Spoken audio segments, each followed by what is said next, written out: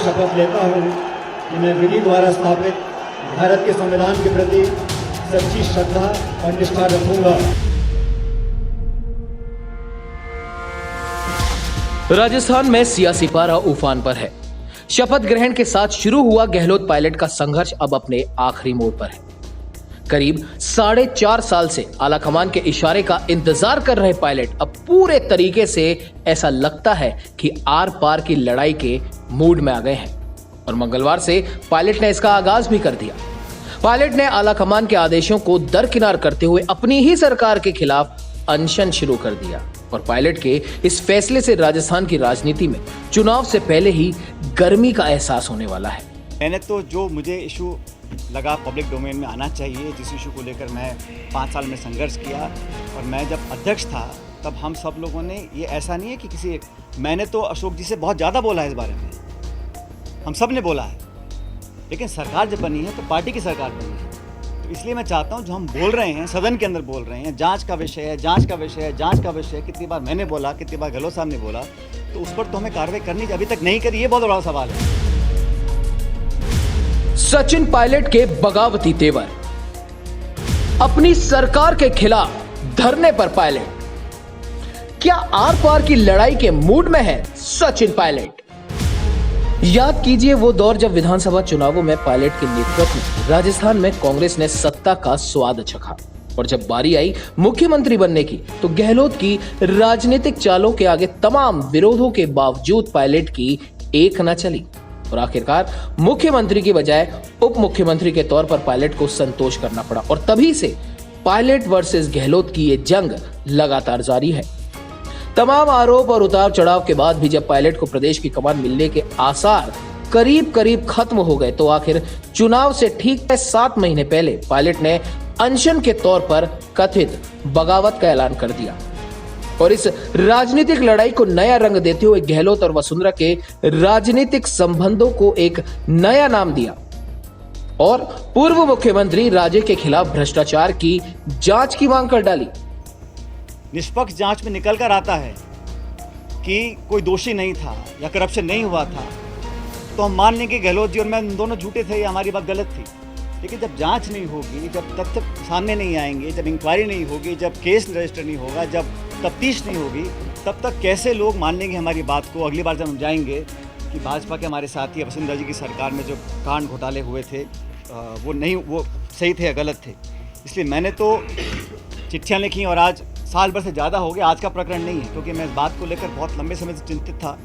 मैं कांग्रेस पार्टी का अध्यक्ष था और उस समय जब हमने बात रखी थी तो जनता को, पार्टी को, वर्कर्स को, देश को ये हमने आश्वासित किया था कि हम बिना भेदभाव के जांच करवाएंगे और हमारे पास उस वक्त पूरा तथ्य हमारे पास है। हम विपक्ष में थे, जब हम विपक्ष में थे तब तथ्य हमारे पास आ रहे थे। तो मैं नहीं मानता हूँ कि सरकार में आने के बाद हमारे पास वो संकल्प शक्ति नहीं होगी कि हम उन तथ्यों को उजागर कर सकें। और ये जांच का विषय मैंने नहीं कहा, तो कई बार आप देखा मुख्यमंत्री जी ने बोला है, कई बार सदन में बोला है, सदन के बाहर बोला है, तो इसलिए मैं समझता हूँ बहुत ज़रूरी है। लेकिन दुर्भाग्यवश अभी तक इस पर कार्रवाई हुई नहीं है। 6-7 महीने में आचार संहिता लग जाएगी। इसलिए मैं ये आपसे भी आपके बीच साझा करना चाहता था। और साथियों, कई बार आप मुझसे सवाल पूछते हो और मैं जवाब देता हूँ कि मैंने कांग्रेस लीडरशिप को राजस्थान के संदर्भ में कई सुझाव दिए हैं। मैंने कहा ना आप लोग कई बार, उनमें से एक सुझाव ये भी था कि पार्टी की साख बचाए रखने के लिए पार्टी के नेताओं द्वारा दिए गए आश्वासन और भाषण ऐसे ना लगें कि हम सिर्फ चुनावी रोटी सेकने के लिए झूठे मूठे आरोप लगाते हैं और सत्ता में आने के बाद हम सब भूल जाते हैं। तो ये सुझाव भी मैंने लीडरशिप को दिया था, लेकिन अभी तक इस पर कार्रवाई हुई नहीं है, ये हम सब जानते हैं। इसी को देखते हुए, क्योंकि 11 अप्रैल को महान समाज सुधारक, लगभग 200 साल पहले जन्मे ज्योतिबा फूले जी की जयंती है, इसलिए मैं 11 अप्रैल को राजस्थान में शहीद स्मारक के ऊपर एक दिन का अनशन करूंगा। बेशक पायलट की इस राजनीतिक चाल को राजनीतिक विश्लेषक एक अलग नजरिए से देख रहे हैं, लेकिन माना जा सकता है कि पायलट ने कांग्रेस आलाकमान को यह मैसेज देने की कोशिश की है कि गहलोत पूर्व मुख्यमंत्री और बीजेपी की बड़ी नेता के खिलाफ आखिर जांच क्यों नहीं करवा रहे? सचिन की माने तो वसुंधरा सरकार पर करीब 45,000 करोड़ के भ्रष्टाचार का आरोप है और चुनाव प्रचार के दौरान उन्होंने जनता से वादा किया था कि सरकार में आने पर इनकी जांच करेंगे, लेकिन 4.25 साल बीतने के बाद भी सरकार ने इन आरोपों पर कोई कार्रवाई नहीं की। पायलट ने कहा कि 2 बार मुख्यमंत्री गहलोत को मैं इस संबंध में चिट्ठी लिख चुका हूं, लेकिन इसका मुझे कोई जवाब नहीं मिला और इसीलिए कार्रवाई की मांग को लेकर मैं अनशन पर हूं। इस तरह वसुंधरा गवर्नमेंट पूरी जिस प्रकार से जैसे शासन आई है तब से बजरी माफियाओं के साथ सांठगांठ करके केस मिला गया। शहीद स्मारक पर अनशन कर रहे पायलट के बागी तेवर पूरे देश में चर्चा का विषय बने हैं। सवाल खड़े हो रहे हैं कि क्या पायलट भी ज्योतिरादित्य सिंधिया की राह पर हैं या पूरी तरीके से अब गहलोत के खिलाफ उन्होंने राजनीतिक मोर्चा खोल दिया है। इस धरने की खास बात यह भी रही कि धरना स्थल पर लगे पोस्टरों में ना तो राहुल सोनिया का फोटो था और ना ही कांग्रेस का सिंबल, सिर्फ महात्मा गांधी की फोटो लगाई गई। ऐसे में इस धरने के राजनीतिक संदेशों के मायने काफी अलग निकल कर आ रहे हैं। तो वहीं अगर कांग्रेस के एक्शन की बात करें तो प्रदेश प्रभारी रंधावा ने एक दिन पहले पायलट की कार्रवाई को पार्टी विरोधी बताया। ऐसे में ये तो अब साफ जाहिर है कि कांग्रेस के अंदर खाने सब कुछ ठीक नहीं है। एक तरफ मुख्यमंत्री अशोक गहलोत वीडियो मैसेज जारी कर एक बार फिर मिशन 2030 की बात दोहराते हैं, तो वहीं उन्हीं के पार्टी के बड़े नेता पायलट धरने पर है। ऐसे में सवाल तो कई खड़े हो रहे हैं, क्या वाकई में कांग्रेस चुनाव से पहले ही अपनी हार स्वीकार करते हुए सत्ता की थाली सजाकर बीजेपी की झोली में डालने की तैयारी में है, या फिर आला कमान के निर्देश पर पायलट को राजनीतिक रूप से इतना प्रताड़ित किया जा रहा है कि परेशान होकर पायलट खुद ऐसा काम कर दे कि वो पार्टी विरोधी हो जाए और उन्हें पार्टी से बाहर का रास्ता दिखाया जा सके। बहरहाल ये देखना काफी दिलचस्प होगा कि पायलट के बाद गहलोत की राजनीतिक चाल क्या होती है, लेकिन बीजेपी के बड़े नेता इस खेल को बेहद शांत तरीके से देख रहे हैं, क्योंकि बीजेपी में भी वसुंधरा राजे एक बड़ा चेहरा है और उन्हें दरकरार करना आसान नहीं है। जाहिर सी बात है ये पायलट का अनशन एक तीर से 2 निशाने बना हुआ है। नवतेज टीवी ने भी पायलट के धरना स्थल शहीद स्मारक से ग्राउंड रिपोर्टिंग की। आइए आपको भी दिखाते हैं। राजस्थान के पूर्व उप मुख्यमंत्री और प्रदेश कांग्रेस के पूर्व अध्यक्ष सचिन पायलट वसुंधरा राजे सरकार में हुए भ्रष्टाचार के खिलाफ आज अनशन पर बैठे हैं। कुछ दिन पूर्व उन्होंने प्रेस कॉन्फ्रेंस कर इनडायरेक्टली मुख्यमंत्री अशोक गहलोत के ऊपर निशाना साधा था कि जो वादे करके वो सरकार में आए थे, वो वादे, भ्रष्टाचार को हटाने के वादे, भ्रष्टाचारियों को सजा दिलवाने के वादे आज तक पूरे नहीं हुए। और क्योंकि अब विधानसभा चुनाव होने में मात्र 6 या 7 महीनों का समय है, ऐसे में जब वो वापस वोट मांगने जनता के पास जाएंगे तो जनता जरूर उन्हें उनके पुराने वादे याद दिलाएगी। इन्हीं सारी बातों को लेकर आज सचिन पायलट धरने पर बैठे। मेरे साथ मेरे सहयोगी दीपक भी मेरे साथ हैं। दीपक, आज सचिन पायलट धरने पर बैठे और उनका कहना है कि 6-7 महीने चुनाव को रह गए, जो वादे विधानसभा चुनाव से पहले जो हमने करे थे वो आज तक पूरे नहीं हुए। वसुंधरा काल में जो भ्रष्टाचार हुए उनमें से एक भी भ्रष्टाचारी को अभी तक सजा नहीं हुई, क्या कहना चाहेंगे? ये भले ही जो है वसुंधरा राजे का नाम लेकर आज का प्रदर्शन किया जा रहा हो, लेकिन साफ तौर पर ये चीज़ जाहिर हो जाएगी, क्योंकि जो पॉलिटिकली जो चुनावी के अंदर जो वोटों के समीकरण है वो भी आज ही निर्धारित हो जाएगा। क्योंकि साफ तौर पर जो है पूर्व मुख्यमंत्री वसुंधरा राजे का नाम लेकर जो आज ये प्रदर्शन किया जा रहा है, इसके अंदर जो है गहलोत ने पहले भी मुख्यमंत्री गहलोत ने बहुत सी बार जो है कहा है, इन घोटालों का नाम भी आया है, लेकिन उसके ऊपर कार्रवाई नहीं की गई है। और साफ तौर पर आज ये चीज़ जो है यहाँ पर खुलकर सामने भी आ रही है।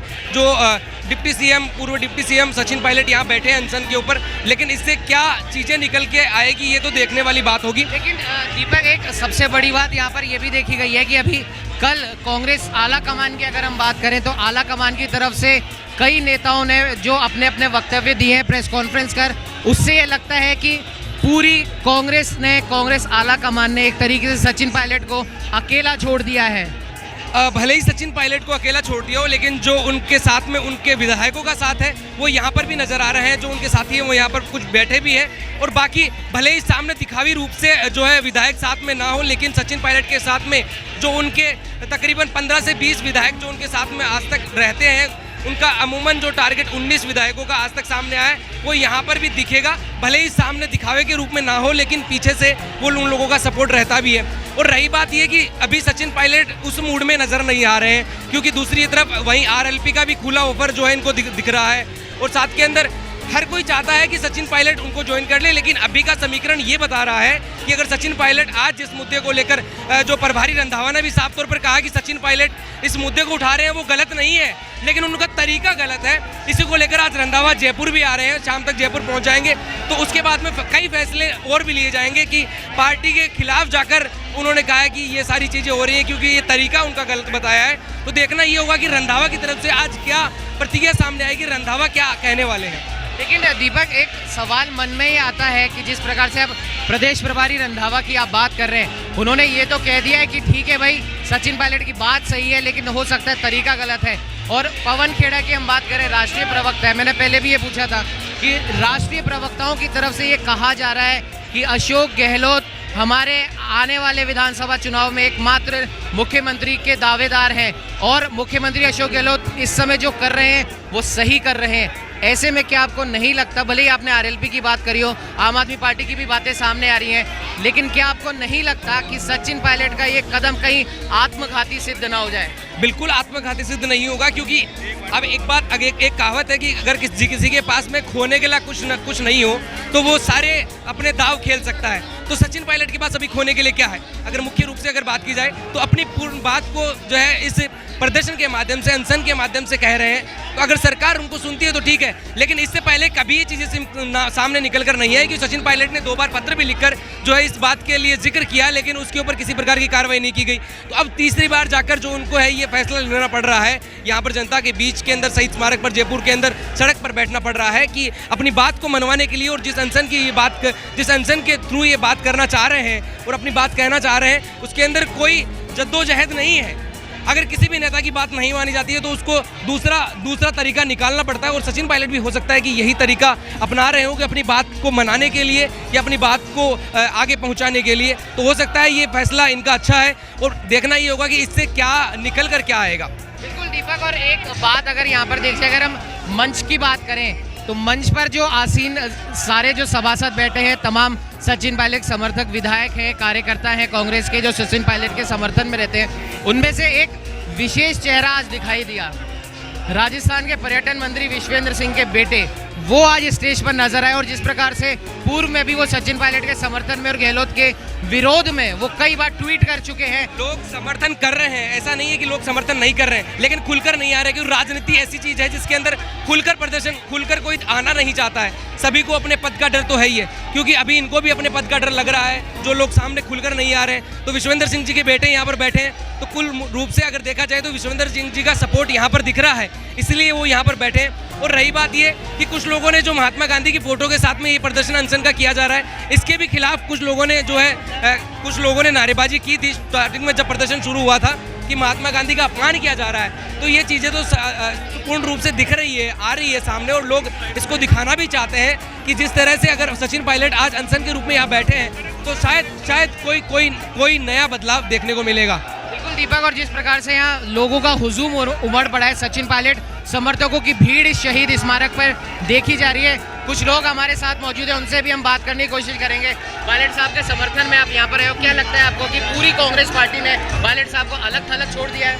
ऐसा कुछ भी निकला लिया, एक गहलोत किट की एक चाल है, पायलट साहब को दबाने की कोशिश करा जा रहा है। मैं अमित गुजर कोटपुर यहाँ पर पायलट साहब को एक जाति का नेता करके टारगेट कर रहे हैं, लेकिन यहाँ पर आप देखो कैमरा घुमा, 36 बिरादरी पायलट साहब के साथ खड़ी है, और अभी तक अनेकों सैकड़ों गाड़ियाँ नारायण सर्किल पर, ये सारी गहलोत की सोच समझी साजिश है, और पार्टियों को गाड़ियों को रोका जा रहा है। और मैं तो इतना ही कहना चाहूँगा, ये तो अभी ट्रेलर है, पिक्चर अभी बाकी है, और पायलट साहब के साथ 36 कौम लगातार मेहनत करे, और आने वाले समय में राजस्थान में 2023 में पायलट साहब के सिर पर सीएम का ताज होगा, और यहाँ पर 36 कौम का जो नेता यहाँ पर पायलट साहब को टारगेट कर रहे हैं कि एक गुर्जर समाज का नेता, वो बिल्कुल गलत है। गहलोत साहब को बताना चाहता हूँ कि लगातार पायलट साहब ने 6 साल प्रदेश अध्यक्ष बनकर जिस हिसाब से सड़कों पर संघर्ष किया है, उसी रोल में पायलट साहब दोबारा आ गए और 2023 में पायलट साहब सीएम बनेंगे।